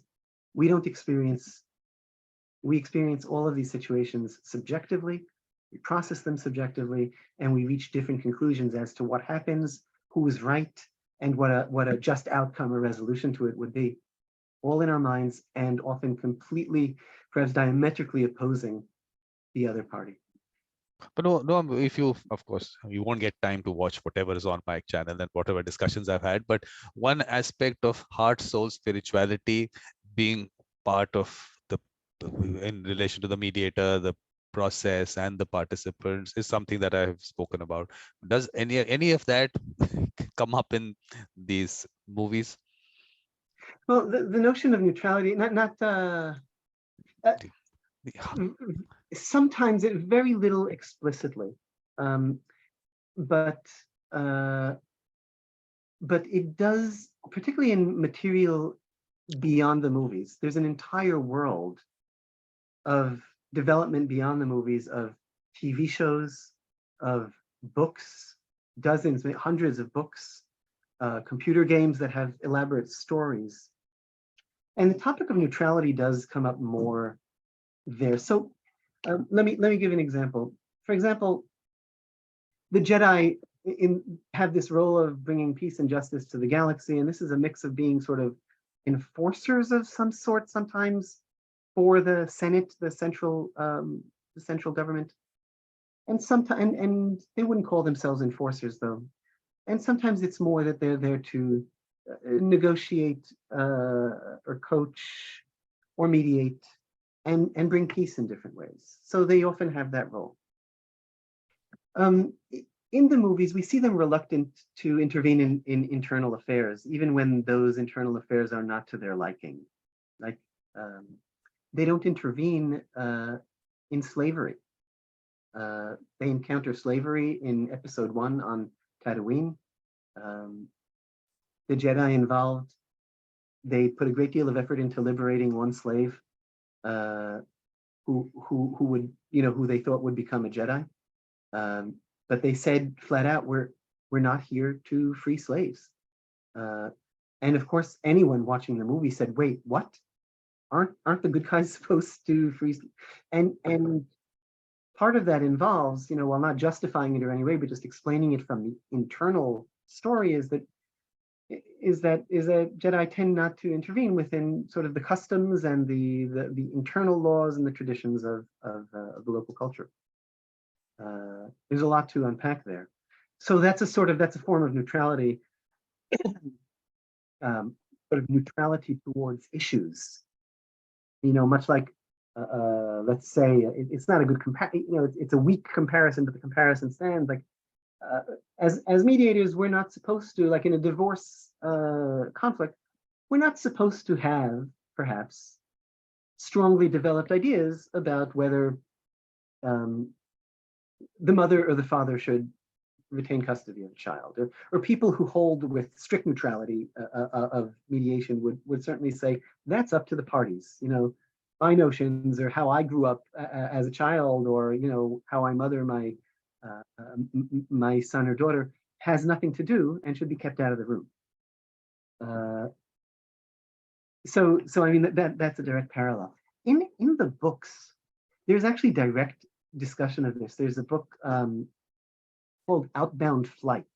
For if there are any nerds out there who have ever gotten into the expanded universe and into the books that are considered canon in the Star Wars universe just as much as the movies. So there's this book, and it involves a group of Jedi who set out beyond the known territories of the galaxy in order to colonize new planets and develop new outposts there. And they take many just ordinary people, engineers and farmers and people who are teachers who are intended to populate these new settlements.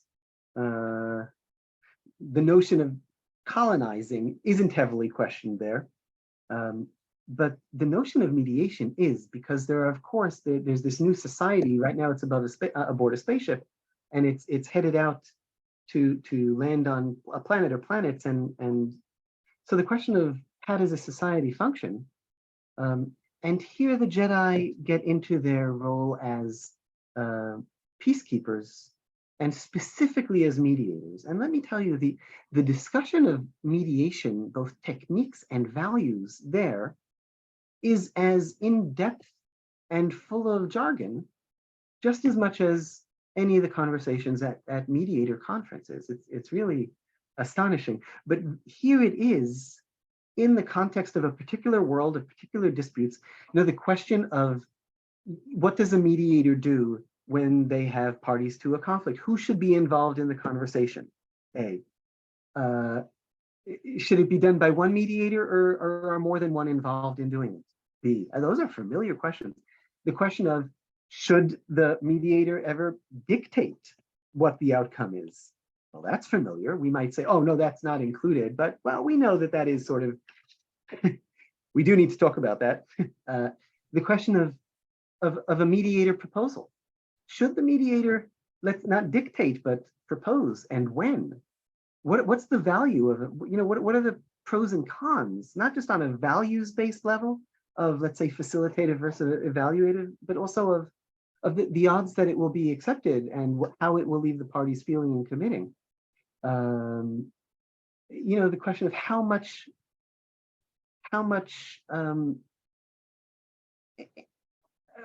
force or leverage can mediators apply in different events? All of that is discussed explicitly in this book, and I've seen it, and there are other, this is just the most explicit, there are other books in which it's mentioned. So the Jedi have this role of mediator, and when they do play the role of mediator, the issue of neutrality is important. Other than that, you can see all sorts of situations throughout the movies in which it's not directly discussed. It doesn't set it up from a mediation perspective to discuss that, but you can certainly discuss it through these situations. Notice when someone could have taken a neutral stance but decidedly didn't, when someone was expected to take a neutral stance and didn't, when someone wanted to take a neutral stance but parties saw them as being unneutral. And these are all, key to our discussions of neutrality. There are all of these situations in Star Wars. But then the Desmond Tutu quote, that of course was something which was the theme of that symposium of mine on neutrality, and let me just open that Yeah. too. Of course, I mean that's part of this. This aspect, was it ever taken up? I mean, was that Mhm. something that came I up? remember that. Yeah. And like we had that discussion, who is the Yeah. mouse and who is the elephant kind of thing, all Yeah. that. Right. Did that Yeah. ever come up in the movies somewhere and take a Um, eh, the question of not in the context of neutrality, in the context of power, certainly. I mean, which is not. I know that that's not the core of Desmond Tutu's intention or quote there, but certainly the question of who's the elephant and who's the mouse here. We have a wonderful chapter that Rachel Viscomi from Harvard Law School wrote on uh, different approaches to conflict in Star Wars. How the dark side or the Empire tends to have a, a, a, a power over approach. That power is built by amassing, amassing leverage, amassing different ways in which you can cause pain to everybody else, and then applying that power, weakening the other, separating the other, using power to gain more power. And that's a demonstration of what we call power over. And then on the other side, on the Rebel Alliance or later the Resistance, and the Jedi also manifest this in some of their actions, is the notion of power with, which is power you build by forming alliances with people, by power you gain by being creative, by being constructive, uh, and basically by bringing a lot more than brute force to bear on a particular topic. It's power in the service of a constructive outcome rather than power in the service of a crushing win-lose.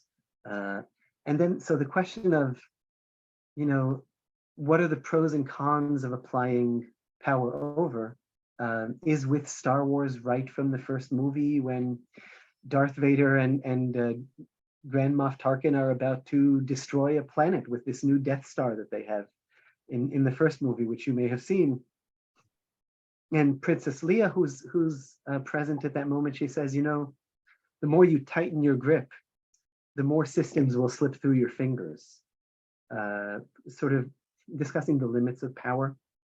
And then throughout both those movies and then all the movies to come, the rebels demonstrate a power with, the power of alliance, the power which includes the power of agreement, the power of negotiation, a more democratic approach to things, which ultimately trumps the power over approach.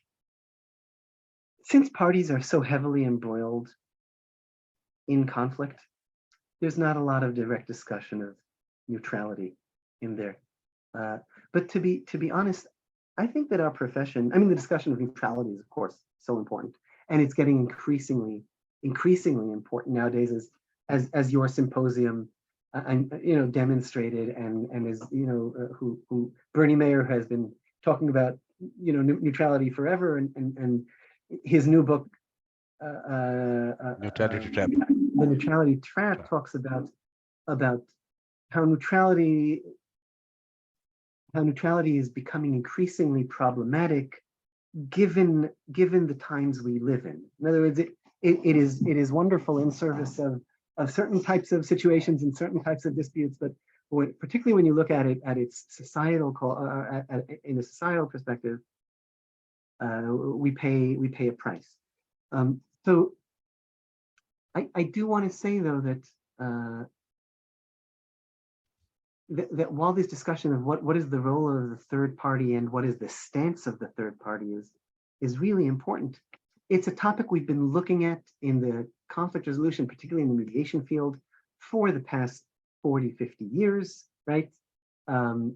It's a very robustly developed area, including like a lot of axiomatic acceptance and then resistance to that axiomatic acceptance, but it continues to be developed, and it's not a gap in our field. However, really understanding conflict deeply and how parties to conflict feel, perceive, act is is altogether less developed. Certainly, sort of, let's say, in the mediation field, let's say from a typical mediation training, we don't get deeply into how parties deeply experience conflict. The purpose of this typical training is more, how can we lead parties who are in conflict towards resolution, or offer them opportunities to lead themselves towards resolution? Do we deal deeply with how does a party see another party through a prism of rage? Right? It's not necessarily, it's not in depth on the curriculum. And while there is research out there in the broader conflict field on some of this, I think overall the conflict experience, the party experience in conflict is less developed. There's one book on this in a mediation perspective, written by Timea Talodi, which some viewers might want to look up. Talodi is Tallodi. But generally speaking, this is sort of a gap. We prefer to focus on resolution more than we do on conflict, and we prefer to focus on the more constructive aspects of things, rather than on like the deep building blocks of what makes a party get up in the morning and fight with someone else. What makes someone take up arms and go to war, right? What makes party bring themselves from, let's say, someone who is a mediator or a lawyer in their normal lives, but then everything changes and they, and they become a soldier by choice.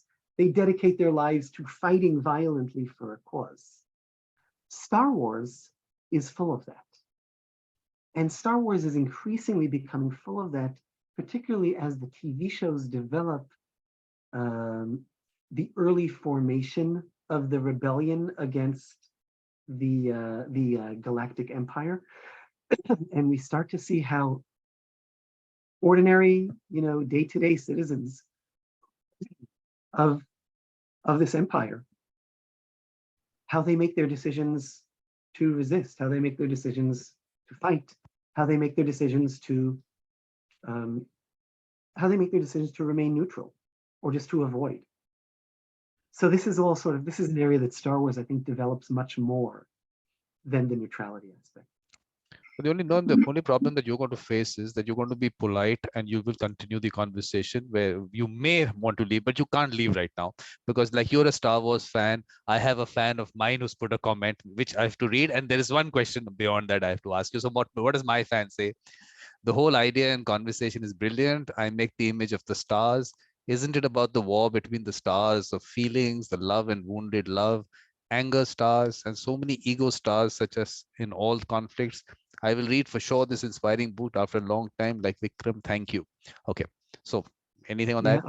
That's Mandy. Mandy is a fan. She says. I'll say briefly, what a lovely world of metaphor that can offer us.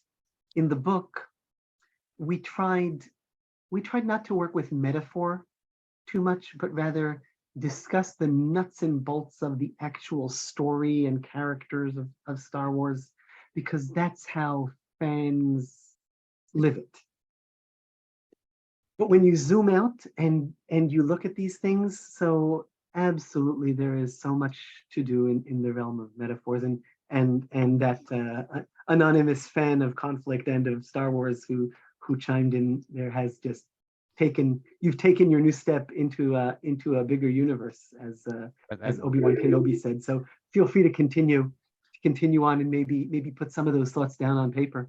That's not anonymous, huh? Not anonymous, as Mandy is her name, and she comes in for these shows. And thank you, Mandy. But the important thing is, like, I was wanted to get into the aspect of heart, soul, and spirituality. These are topics that I have discussed. And do those elements come up anywhere in relation to conflict resolution in the movies? It's interesting. I mean, certainly comes up in Star Wars. These are stressed to or touched upon to different extents in the book, largely lightly. We already have we already have proposals for the next book that deal more with issues that I would put, along the heart, soul, and spirituality trifecta or spectrum, depending on how you want to look at it. Already have a proposal on the topic of reconciliation of religion, of course, connected to conflict, because we're not writing generally about Star Wars. It would be easy to write about all three of these in Star Wars, but we need to take this as a perspective to which to look through at conflict in Star Wars. So at the core of one of the key hinges of Star Wars is Anakin Skywalker's turmoil, identity turmoil, between his heart and his mission, which involves his spirituality to the extent that the Force, this energy that's talked about in Star Wars, has a spiritual aspect, particularly for Jedi who have been raised in this tradition. He's in conflict between his heart that tells him that he would do anything for his beloved, and he would do anything for his friends, and his mind, his rational side that tells him, no, this is what you got to do, and also, his training, which I'll connect to the spiritual side, his understanding that the Force wants him to act one way, but it could be in direct opposition to his heart. So one chapter in our book treated this as a clash of, on the level of a clash of values, or a clash of values and interests. Another chapter in the book treated this as an identity clash, right? At which you could look between your spiritual side and your heart side, and the series hangs on this. Will Anakin turn or won't? Is the entire question of the prequel trilogy. The ramifications of that turn to the dark side is the topic of the original trilogy. He became Darth Vader, and Darth Vader brought all this evil upon the galaxy. So in that, it very much hinges. Spirituality is not addressed beyond sort of the notion that there is a force, and that some might look at it as a religion, some might look at it through spirituality, and others might see it as just a code of guidelines. The notion of the Force came from George Lucas's grasps of spirituality, right? I mean, those are the sources for the Force, and it's based on all sorts of lines of thinking, and mainly Eastern thinking.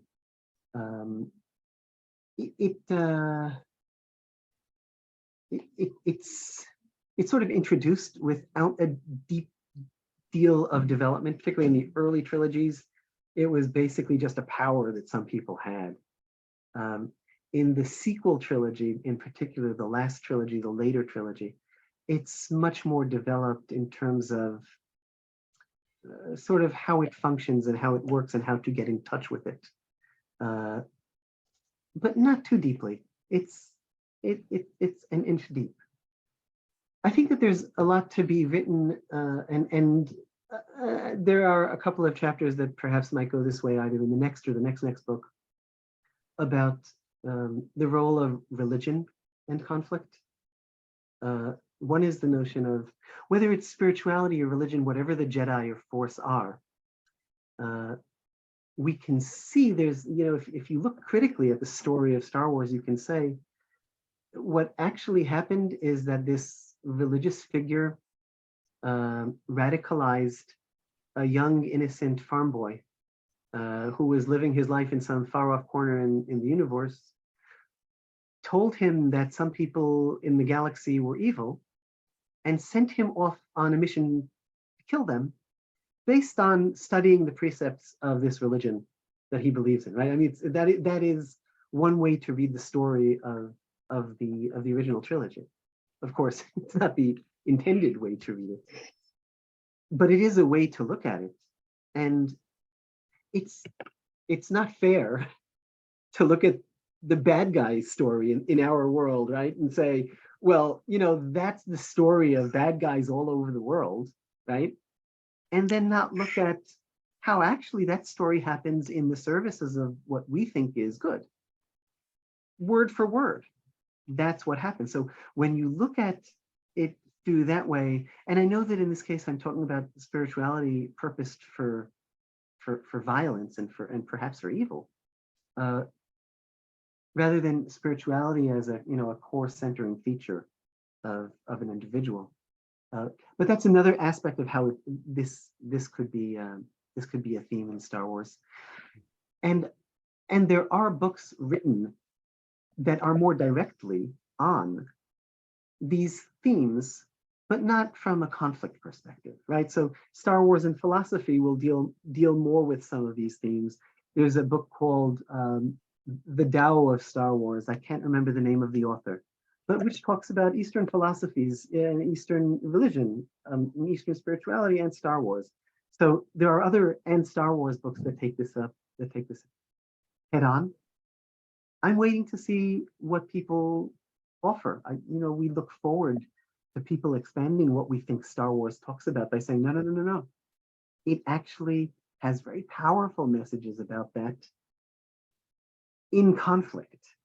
And that's the tricky part here. And that's again why we open this up to the world of conflict experts to bring their own view of things in, because I would have said, yeah, I don't think there's a whole lot of that directly pertains and that we can work with. Maybe this topic, maybe that topic, and someone else can come and demonstrate how this is maybe the central conflict theme in Star Wars, but Ebner, you're just not seeing it. I live for that. Because I had a symposium on heart, soul, spirituality, and mediation, because the way I am promoting mediation is there is a human touch to it, the humanistic approach to it, of course, relationships and healing and all that kind of thing. Of course, look, if they will be practiced in different ways, people will have their different perception of mediation itself. So for me, those elements being an important part of the process, and from the mediator's perspective also from there. And of course, I mean, it is spirituality removed from religion. I mean, I'm not connecting the two. So that kind of a thing. So that we've had interesting discussions on that. I just felt that does that kind of element come through from the movies? So let me add one element that does come through and quite powerfully, which is the element of hope. Okay, so hope is something that you could discuss, through a heart, soul, spirituality perspective, and you could also discuss it through an emotional status or a cognitive state, right? Essentially, it depends who you ask, right? If you ask an economist what hope is, she'll tell you one thing. If you ask a spiritual a scholar or leader what hope is, they'll give you a sermon on something else. If you ask a psychologist what hope is, they'll tell you something quite different. And that's true for a great many of the core elements that we work with in mediation. It's true for the element, let's say, of trust, right? It's true for all sorts of things. And hope is, when we look at mediation, we don't often talk about the role of hope. But one way to look at mediation is that one of our fundamental services to parties, and ways in which we empower and support parties in the room, is by instilling a certain amount of optimism into the room.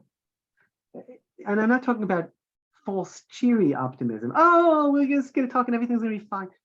No, but the notion, and we say this, probably many people say this in our introductions, like, this is a process that has the chance of bringing you into a different future, one that you want to, essentially hope. Essentially, optimism is the capacity to envision that things might be better at a future point in time, right? So in the end, optimism boils down to the ability to hope for something different. So in mediation, we offer some of that hope, and we also offer a plan, right? Some structure, a process. It's not just, well, let's get together and maybe things will work out for the better. It's optimism plus some degree of a plan, and what degree of a plan will depend on your approach to mediation. There is research. I'm not familiar with research in negotiation, but there's research in negotiation on the role of optimism and what optimism, as mainly looked at as sort of, I mean, it's looked at both as a psychological state, and it's also looked at as a personality trait, I think, and what its impact is on how people act in negotiation and their likelihood, in the focus of the negotiation word, the likelihood of achieving integrative outcomes. So seeing hope as a mediating factor in increasing integrative outcomes. So that's from the conflict and negotiation side. Hope plays much more of a role than we generally discuss. In Star Wars, hope plays a central role.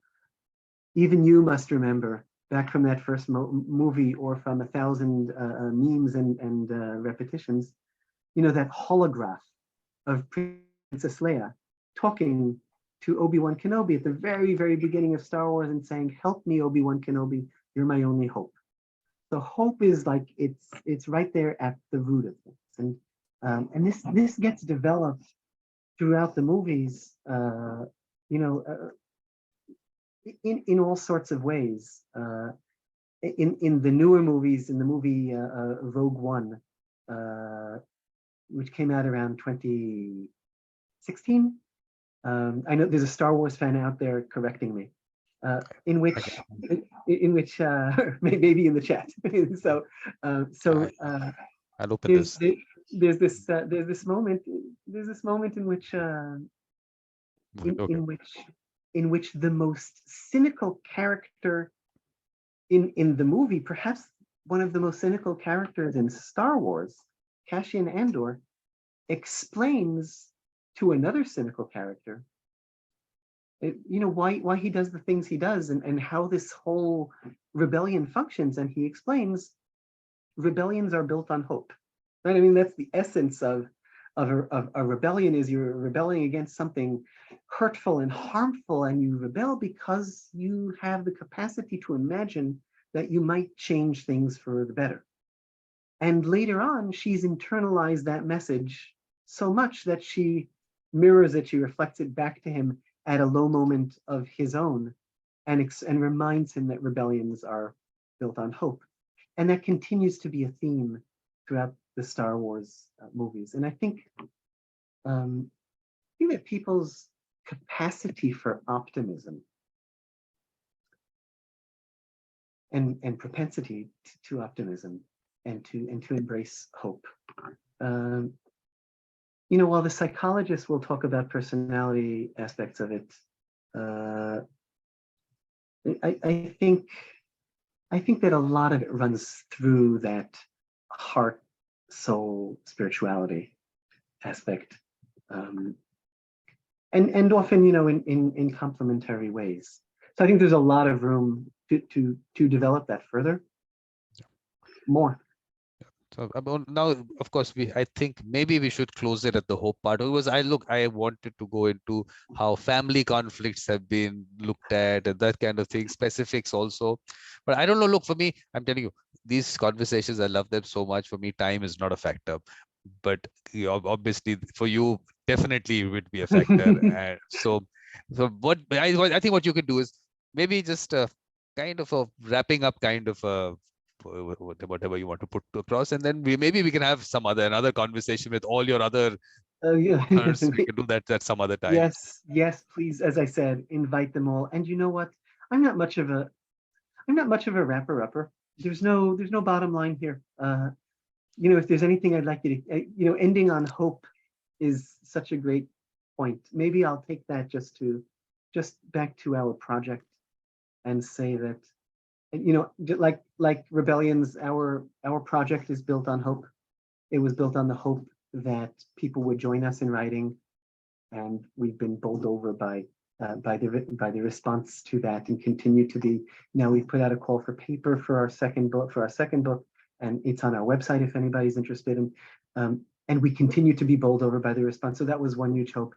We hoped that the conflict and conflict resolution world would find this interesting and helpful, and we've been delighted and overwhelmed by the response, and your invitation to me to come on and share this, and hopefully to other authors, is just, you know, a demonstration of this, you know, of this manifesting, and hopefully a good sign for our greatest hope of all. And our greatest hope of all, you know, in the end, it boils down to our, you know, Jen and my own most naive and wishful hope, you know, for a more peaceable world.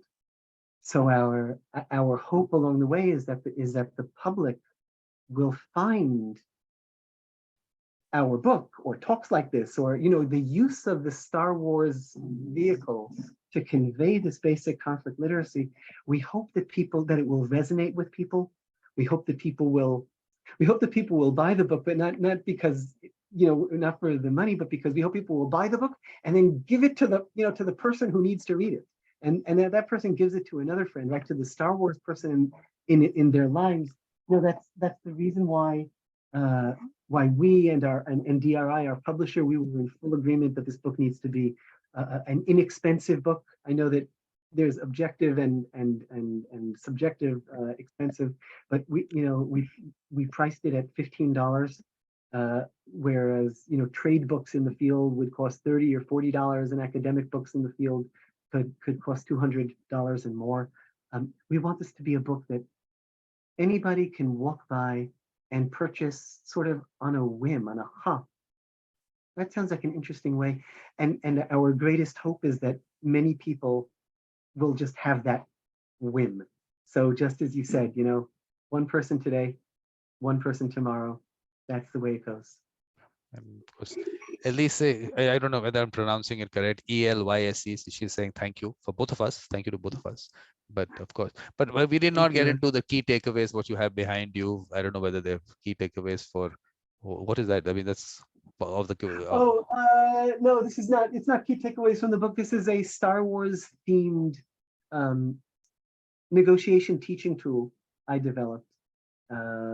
And at some point soon, I'll put this on my website, on the Star Wars and conflictresolution.com website. If negotiation teachers would like to play this, it's a game that you can play. You can give your students to play. It explores. Students sort of put themselves in the role of a Star Wars character who needs to negotiate and apply the principles of interest-based negotiation according to getting to yes. It will be up at some near point on the website. We want to develop an area called for teachers or teaching materials, because the book, while it's aimed for Star Wars fans, and therefore it's not sort of it can't be a primary textbook in an ordinary classroom, which could have Star Wars fans and non-Star Wars fans. It's certainly a supplementary book that teachers might want to use for a certain lesson, or to assign a certain clip from the films, or to assign a certain assignment. And of course, we're hoping, and we hope to develop, but we're also hoping others will teach it, is, you know, a course on Star Wars and conflict resolution. Hopefully a course that will be attended by people who would not attend a course on conflict resolution, right? The people who won't come to my classroom or your classroom to take a training or an academic course, but they might come to a cool course, maybe offered as a general education course or a general course in an undergraduate program, right? Just for fun.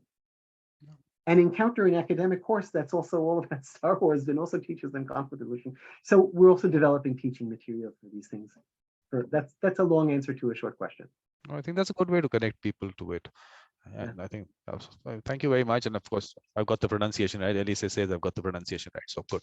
I've got the pronunciation right. So thank you. There's lots obviously to talk about this, and I'm sure you people will have, maybe we'll have another session on that. But let me just say this was a symposium on language and mediation coming up in February, so that I'm just putting it out there. Anyone wants to be part of it, they can get in touch with Wonderful. me. Yeah. And of course, it's the books that I don't know, for some reason, talking books is something that's coming up next week. There's something on commercial mediation, the book there. And after that, I have contributed to a book that someone said Australia had come out with, mediation beyond COVID. So that is on the 8th of Mm, the Wednesday after that. So talking book seems to be the the next thing that's yeah. happening. For a person who doesn't read books, that's a lot of books. Well, people had a lot of time to write during COVID. Fortunate people had a lot of time to write during COVID. I wanna, if wrapping up with anything, it's wrapping up with thanks. First of all, with recognition. You sat here for 2 hours and discussed both ably and patiently a book you hadn't read about movies that you vaguely remembered one of, and yet, wow. And more generally, your series or your various series and the work you do in both bringing people together and also creating this archive for everybody out there in the world, and for mediators who haven't discovered you yet or haven't discovered the profession yet, or who haven't been born yet. And this is such a wonderful archive for all of us. Thank you so much. Well, thank you very much. And just like you said about the book, pass it on. I keep telling people, please share these videos. There's so much that you people bring in that they should reach out to everyone out there. That's what I do, and that's the whole idea. So thank you very much. And of course, another session maybe we'll have with all your authors. I think that's Lovely. something which was missing here. Maybe all of them should have been there. So we'll do that again. So Thank you, Vikram. Thank you to all the viewers. Thanks, everyone. thank you, Ram. And let me cut the live stream and the recording here.